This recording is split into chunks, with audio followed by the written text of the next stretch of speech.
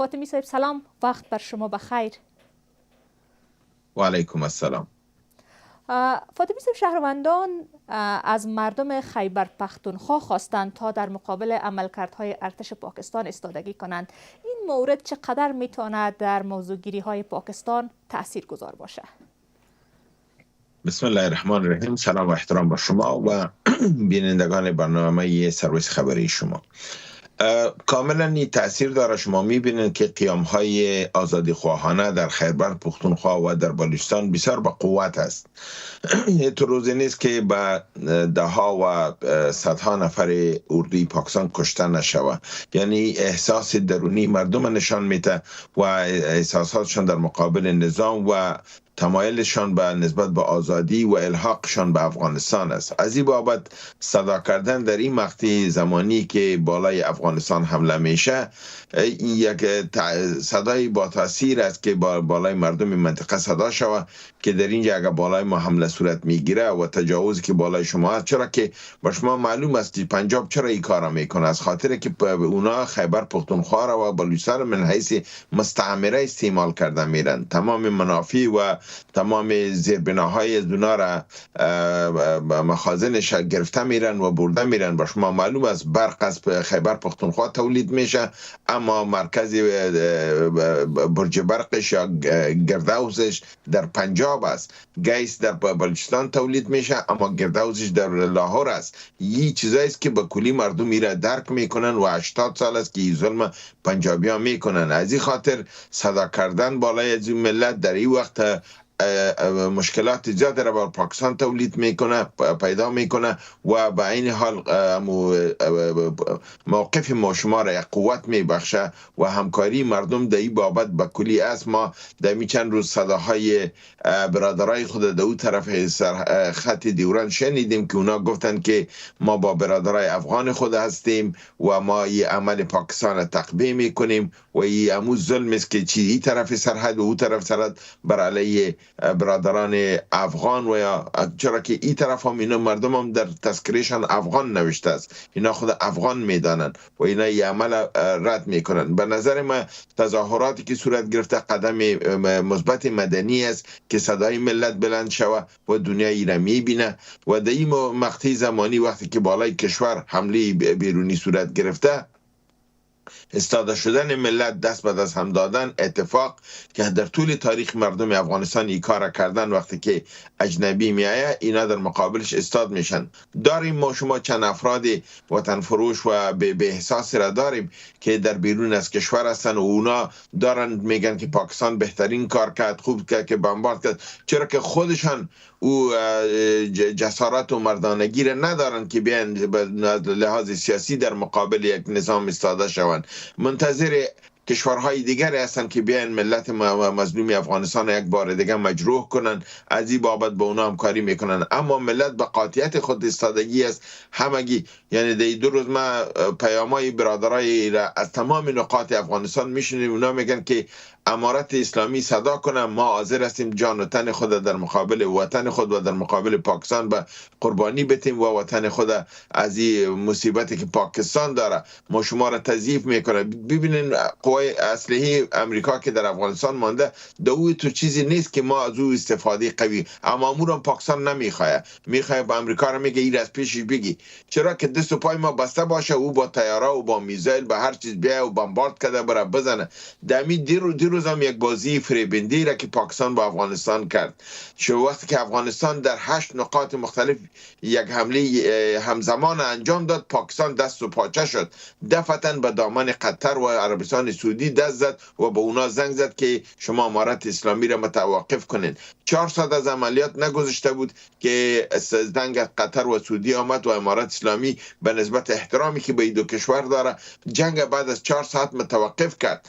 اما با مجرد که جنگ متوقف شد، پاکستان طیاره‌های خود پرواز داد، آمد سپین بولدک هم بمبارد کرد، در پکتیها هم ساحه را بمبارد کرد و دوباره. یعنی بازی فریبنده تا چی وقت باشه؟ وقتی که شما میاین بدون در نظر داشت قوانین بین الدول تخلف از حریم یک کشور میکنین، قلب از او مملکت که قلب افغانستان است، قلب جهان است، یعنی کابل زیبای ما را تو بمبارد میکنی. با کدام جرأت تو خواجه آصف بزدل تو درخواستی برای ویزا میتی؟ تو باز عاصم ملک رئیس ایسای تو درخواستی با ویزا میتی که ما میایم؟ این جنایت نمی اردو افراد انجام داده. یعنی باور کنید که در این ملت پاکستان خود این دخیل نیست، اونا خود مخالف ازی هستند. شما صدای مولانا فضل الرحمن شنیدین؟ مولانا فضل الرحمن چی گفت؟ او با وضوح گفت که این جنایت شما در 20 سال در 40 سال گذشته کردین، افغانا در مقابلتان یک بار نخیست، اما شما دروغ بهانه میکنین که او را دیدین که بهانهشان دروغ برآمد. گفت نورولی محسود زدیم، او نورولی محسود نبود. و قرار معلوماتی که در میدیا و در سوشل میدیا میگن که در اون موتر خود نفرهای نظامی خود پاکستان بود که آمده بودن برای مذاکرات، اینا خود نفر خود زدن. بله. نه نفر نورولی خود در اسماعیل خان در مقابلش عملیات بالای مرکز پلیس انجام داد. بنان تظاهرات یک عمل مدنی است، قدم مثبت است و برای اتحاد ملت بسیار مفید است. ویزا را رد کردن قدم مثبت است. باید امارت اسلامی به این افرادی که بر علیه ملت ما دستشان با خون سرخ است ویزا داده نشود. حتی او دیپلماتایی که میاین بازی منافقانه میکنن مثل صادق خان، مثل درانی، اینا هم در آینده ویزا نتن و برشان بگوین که اگه با ما میشینین در کشور سوم، در کشور ثالثی تا ملامت و سلامت معلوم شود. تخلف پاکستان کرده بدون کدام مجوز بین المللی، بدون اجازه شورای امنیت، بدون از اینکه به حساب قوانین بین المللی احترام گذاشته باشه بالای یک کشور آزاده و آرام که هیچ کدام ضررش به پاکستان نمیرسه، تهمت دروغ گفت. او دروغش هم خدا شرماند و او نفرم زنده برآمد. بنان تمام بنیاد حملهشان بی بنیاد بود و بی اساس بود. از این بابت نه تنها که ملت افغانستان به نظر من شورای امنیت و ملل متحد باید ما درخواستی بدیم نشست شود، این عمل تطبیق شود. کشورهایی که برای ما زنگ میزنن اونا باید متوجه باشن که پاکستان یک کشور فریبنده است. اونجا بر اونا میگن که اینجا جنگ متوقف که خودش حمله میکنه. ما باید دوباره به اونا بگیم که ببینن اینا با ما چی بازی دارن و اگر نشست هم میکنن، نشست باید با خواجه آصف نشه، نشست باید با جنرال عاصم نشه، نشست با دیپلماتایشان شود و در کشور سیومی شود تا در اونجا ثالثی وجود داشته باشه که راست و دروغ از اینا را در روبرویشان معلوم شود. بدون شک.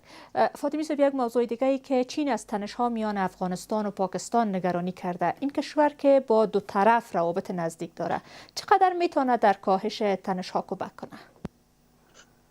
کاملا میتونه، چرا در پاکستان دست قوی و بالا داره.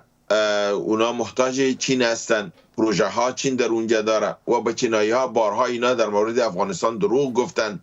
امارت اسلامی وظیفه‌ش است که برای چینایی ها اسناد پیش کنن که ببینن اینا آمدن حمله کردن و گفتن که فلانی اینجا بود، او خود زنده است، او خود اونجا است. بنان اینا دروغ گفتن. این رقم دروغا را به چینایی ها بارها پاکستانی ها گفتن. نفر خودشان میکشن، تهمتش بالای افغانستان میگن و برای چینایی ها میگن که این برتان خطرناک است. چرا که پاکستان یک افغانستان آرام متمدن به پای ایستاده را نمیخواه. افغانستان ضعیف، ناتوان، از علم و از تعلیم بدور، از اقتصاد ضعیف، از لحاظ نظامی ناتوان و دست بسته، اینطور یک چیزی را میخواه. پاکستان پالوانی است که مقابل خود به پالوانی دعوت نمیکنه، میگه دست و پایش بسته کن در میدان پرتش باید من پالوانی میکنم. این خود پالوانی نشد. تو مرد هستی، تو با این پالوان بیا. این پالوان است که الحمدلله با شکم خالی، با دست خالی قدرت های بزرگ جهان نزده. و پاکستان اگر اینقدر مرد است، از طرف زمین بیایه که بازی زور ببینه که یک نان چند پتیر میشه. این ملت هنوز بارها برش گفتم میشه که تو تاریخ از این ملت بیبی خودت هم میفهمی که بله. با انگلیس چی کرد، با روس چی کرد، با امریکا چی کرد، که تو با این جان چتل خورت، مردار خورت که خودت خیرات دنیا را میخوری، قرضدارتی، در بدر هستی و در نظام در حالت سقوط است، در نظام خودت توانایی را نداری که از خود دفاع کنی. هر روز در خانه آتش در گرفته، تهمت از او را میاری بالای ما میگی. بله. خود مولانا فضل الرحمن شما دیرو بهش گفت که خو امین نفر از افغانستان میآید تا دیر اسماعیل خان چطور میرسه؟ 100 پوسته تو داری، از این 100 پوسته اینا چطور میگذرن؟ الان ناتوانی در تو است یا به تهمت و یک طرف دیگه میگین. تشکر فاطمی صاحب از حضورتان در برنامه. جهان سپاس که دعوت کردید.